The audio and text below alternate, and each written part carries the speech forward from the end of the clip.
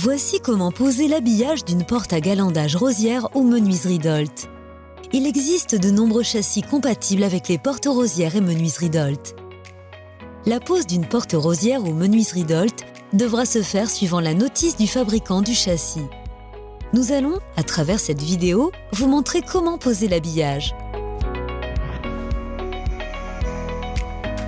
Commencez par vérifier que tous les éléments soient présents et les mettre de côté. Voici les éléments qui composent le colis.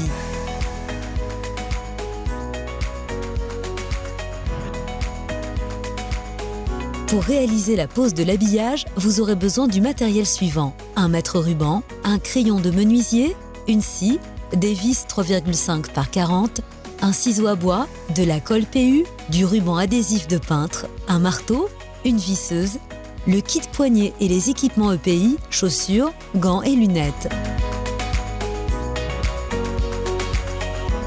Après avoir installé le ventail et réglé les écrous selon le manuel fourni avec le châssis, vérifiez la planéité de la porte. Assurez-vous que les languettes métalliques du châssis côté porte sont bien droites, non voilées et permettent l'ajout des montants sans frottement avec la porte. Insérez les joints balais sur les montants.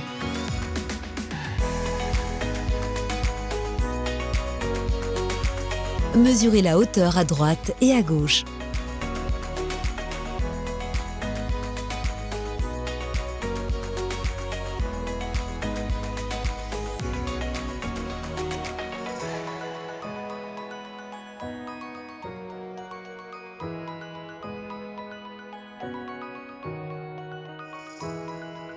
Reportez la mesure sur la tapée.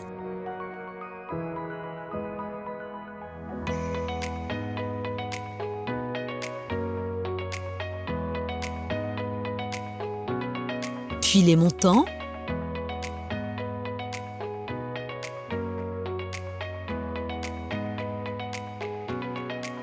Et procédez à la découpe.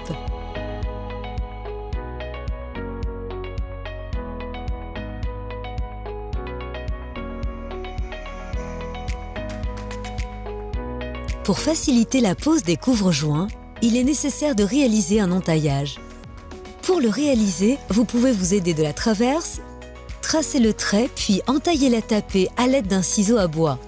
Renouvelez l'opération des deux côtés de la porte.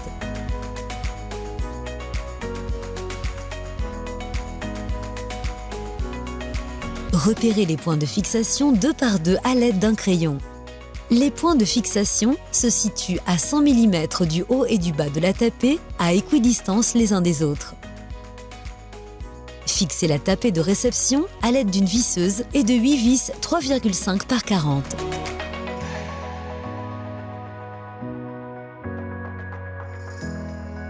Positionnez ensuite les joints de confort qui atténueront le bruit à la fermeture de la porte.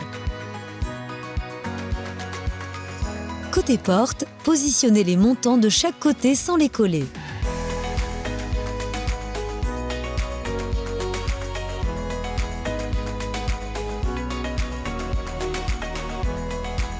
Positionnez le joint balai sur la traverse. Mesurez la largeur disponible de chaque côté de la porte.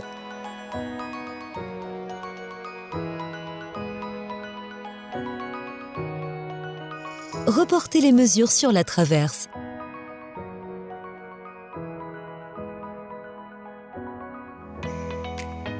Il est préférable de découper la largeur plus 1 mm pour que la traverse vienne caler la tapée de réception et les montants. Après la découpe, positionnez les traverses pour vérifier la bonne mesure de celle-ci. Encollez le châssis avec 7 points de colle de chaque côté de la porte.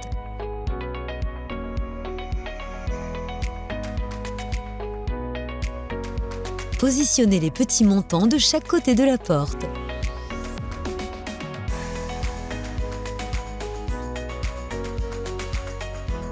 Encollez la traverse sur la partie haute. Positionnez-la et laissez sécher.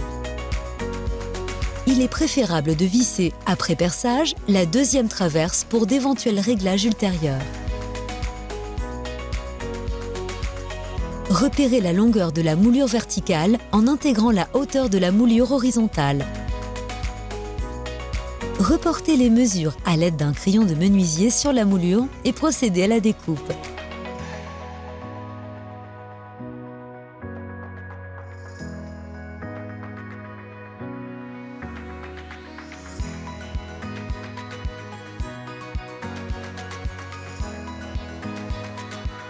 Encollez les deux moulures verticales.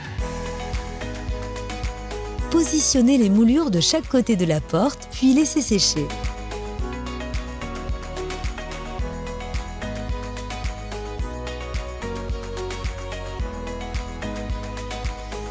Mesurez la largeur de la moulure horizontale disponible. Reportez la mesure à l'aide d'un crayon de menuisier sur la moulure et procédez à la découpe. Encoller la moulure horizontale. Reproduire l'opération de l'autre côté de la porte.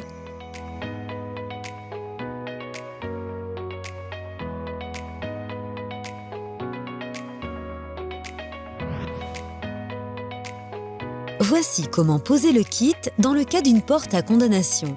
Fixez la serrure, collez les coquilles et le tire-doigt.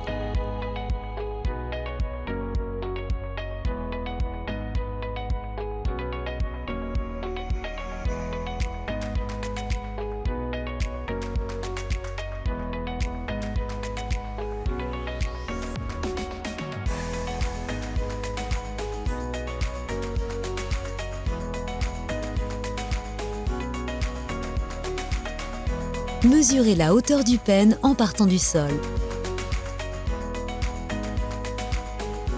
Reportez cette hauteur sur la tapée de réception.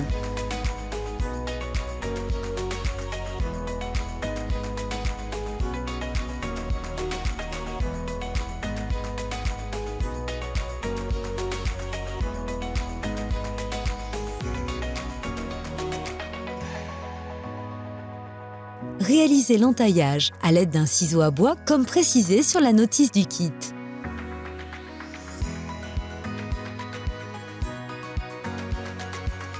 Fixez la gâche sur la tapée de réception.